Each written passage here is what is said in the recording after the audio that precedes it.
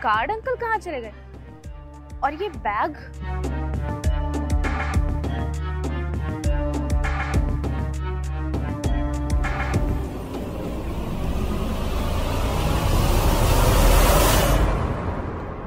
इतने सारे पैसे।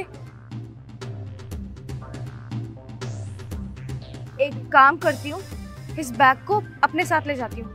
भला किसको पता चलेगा कि इसमें इतने सारे पैसे हैं। मेरी तो लॉटरी लग गई।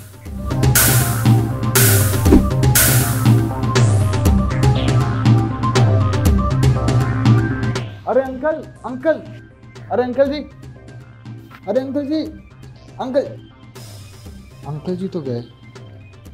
और ये बैग देखो, इस बैग में है क्या?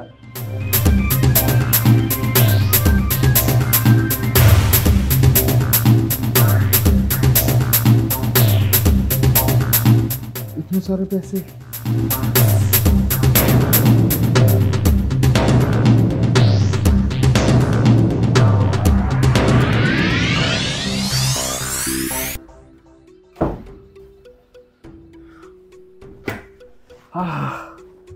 अरे वाह, आज तो लॉटरी लग गई। एक काम करता हूँ, इस बैग को कहीं छुपा देता हूँ। अगर अंकल ये ढूंढते ढूंढते आ गए तो मेरे लिए गड़बड़ हो जाएगी और ये सारे पैसे धीरे धीरे करके खर्च करूँगा। सही है, पर पहले इस बैग को छुपाना पड़ेगा, कहीं वो अंकल ना आ जाए। अब तो पार्टी ही पार्टी, मज़ा आ जाएगा। चलो कोई बात नहीं, शॉपिंग करते हैं। सबसे पहले पार्टी तो होती रहेगी।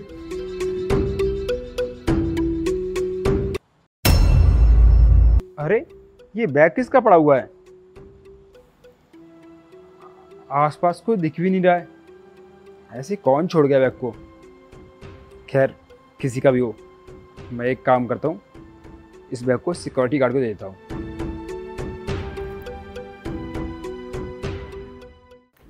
साहब, जैसा आपने कहा मैंने वैसा किया।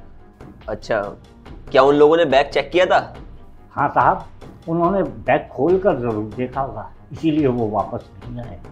तीनों में से कोई नहीं आया? नहीं साहब, वो दोनों तो वापसी नहीं आए, लेकिन सचिन आया था। वो मुझे बैग वापस कर गया था। क्या सचिन वापस आया? मुझे लगता था कि सचिन ही सबसे ज़्यादा बेईमान है और तीनों में सबसे ज़्यादा ईमानदार वही निकला।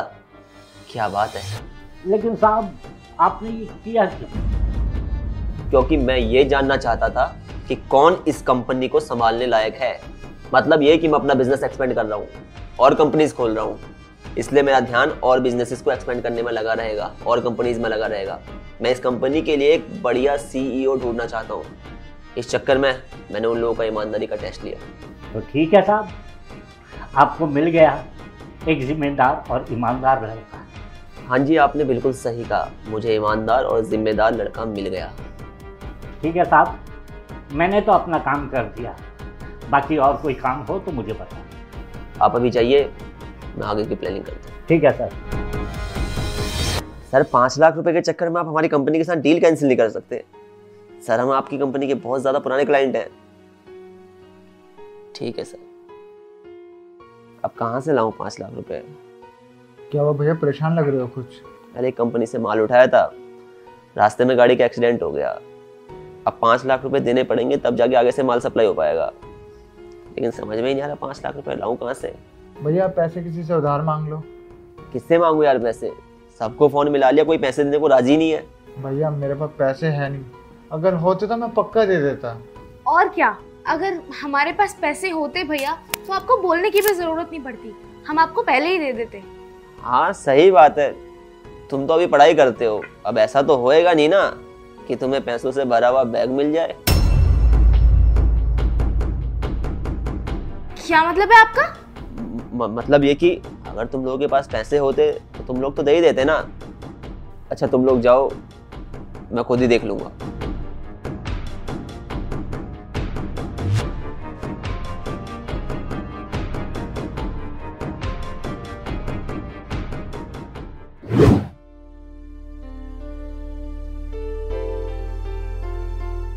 हाँ भैया, आपने हमें बुलाया?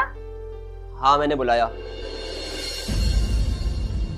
आज मैं एक जरूरी बात तुम्हें बताना चाहता हूँ। हाँ भैया बताओ ना।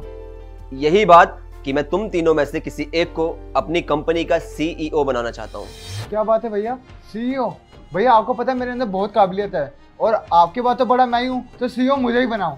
अरे नहीं भैया, इसमें कोई काबिलियत नहीं है, मुझे बनाओ, मुझ में बहुत काबिलियत है। चुप करो तुम दोनों। मैंने काबिलियत जान ली है कि कौन CEO बनने लायक है और कौन नहीं। क्या मतलब? मतलब ये कि मैंने तुम तीनों का टेस्ट लिया था। वो बैग तो याद होगा ना तुम्हें, जिसमें पूरे 5 लाख रुपए थे। साजिश के तहत मैंने चौकीदार अंकल को अपने साथ लिया। अपने प्लान का हिस्सा बनाते हुए चौकीदार अंकल को मैंने बैग तुम लोगों के सामने रखवाया। और मुझे बड़े अफसोस के साथ ये कहना पड़ रहा है कि हिमांशी और सुमित, तुम दोनों तो यार बिल्कुल ही ईमानदार नहीं हो। तुम लोगों की नीयत में खोट है। और सचिन, काबिले तारीफ है तुम्हारी ईमानदारी। मुझे फक्र होता है तुम्हें अपना भाई कहते हुए। वैसे देखा जाए तो तुम तीनों मेरे लिए बराबर हो, क्योंकि तुम तीनों मेरे भाई बहन हो।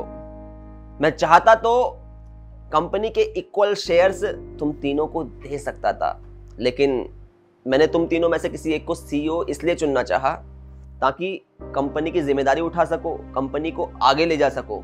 और जब कंपनी ज्यादा प्रॉफिट गेन कर लेती तो मैं सारी की सारी कंपनी तुम्हारे ही नाम कर देता। मुझे बड़ी खुशी होती जब मेरे तीनों भाई बहन ईमानदार होते, लेकिन बड़े अफसोस के साथ ये कहना पड़ रहा है कि मेरा सिर्फ एक ही भाई ईमानदार है। तुम्हें पता है, संस्कार में हम तीनों को अच्छी चीजें मिली, लेकिन तुम दोनों ने गलत संगत में पड़ के उन अच्छी चीजों को पता नहीं कहां गुम कर दिया, जिसकी वजह से आज तुमने इतनी बड़ी अपॉर्चुनिटी खो दी। लेकिन सचिन, बड़ी खुशी होती है भाई कि तुम अभी भी अपने संस्कारों के साथ जुड़े हुए हो। एक बात हमेशा ध्यान रखना, संस्कार के अभाव में मनुष्य हमेशा अपनी जिंदगी को तबाह और बर्बाद ही करता है, क्योंकि जिस बंदे के पास संस्कार होते हैं वो हमेशा पूजा जाता है, क्योंकि संस्कार हमेशा पूजनीय होते हैं। इंसान की पूजा नहीं होती कभी, संस्कारों की होती है। और जिसके संस्कार अच्छे होते हैं उसकी वाहवाही होती है, 4 लोग उसकी तारीफ करते हैं। और जिसकी 4 लोगों के साथ अच्छी बनती है, अपने आसपास अच्छी बनती है, अपने एम्प्लॉयज के साथ अच्छी बनती है, जो अपने काम को लेके ईमानदार होता है, जिसके शब्दों में एक मिठास होती है, वो जिंदगी भर हमेशा तरक्की करता है। चलो, मेरा डिसीजन तो यही था कि मैं सचिन को CEO बना रहा हूं। बाकी तुम दोनों जा सकते हो। अपनी जिंदगी में स्ट्रगल तुम अब अपने तरीके से करोगे, क्योंकि मेरे बिजनेस में से तुम लोगों को एक रत्ती भर भी हिस्सा नहीं मिलेगा। आई एम सॉरी भैया, हमें माफ कर दो, आगे से कभी ऐसा नहीं होगा। प्लीज हमें एक गलती सुधारने का मौका दो। सॉरी भैया, हमसे गलती हो गई, पर आज के बाद ऐसी गलती कभी नहीं होगी। आप यूँ इस तरह कंपनी से बेदखल मत करो हमें प्लीज। हम कहाँ जाएंगे? भैया प्लीज आप ऐसा मत करो हमारे साथ, हम आपके भाई बहन है ना, सिर्फ एक मौका दे दो। देखो, तकलीफ जितनी तुम्हें हो रही है उससे ज्यादा तकलीफ मुझे हो रही है, क्योंकि भाई बहन हो मेरे। और जब खुद के भाई बहनों को तकलीफ होती है ना, तो इंसान को खुद भी कहीं ना कहीं तकलीफ का सामना करना ही पड़ता है। लेकिन बात है सच्चाई की, इंसानियत की, तो मैं यहाँ पे रिश्तों से ऊपर इन सब चीजों को चुनूंगा। बाकी निराश नहीं करूंगा तुम्हें। काबिलियत है तो साबित करके दिखाओ, बन के दिखाना कभी अच्छे इंसान, साबित करना अपनी ईमानदारी। मौका दोबारा दूंगा। कोई दुश्मन नहीं हूं तुम्हारा, तुम्हारा भाई हूं। और कभी दुख की घड़ी हो तो अपने भाई को बेझिझक याद करना। अगर तुम सही हुए तो अपनी जान की बाजी लगाकर तुम लोगों के साथ खड़ा रहूंगा, ये मेरा तुमसे वादा है। लेकिन अभी के लिए जाओ और अपने हिस्से की रोटी खुद कमाओ।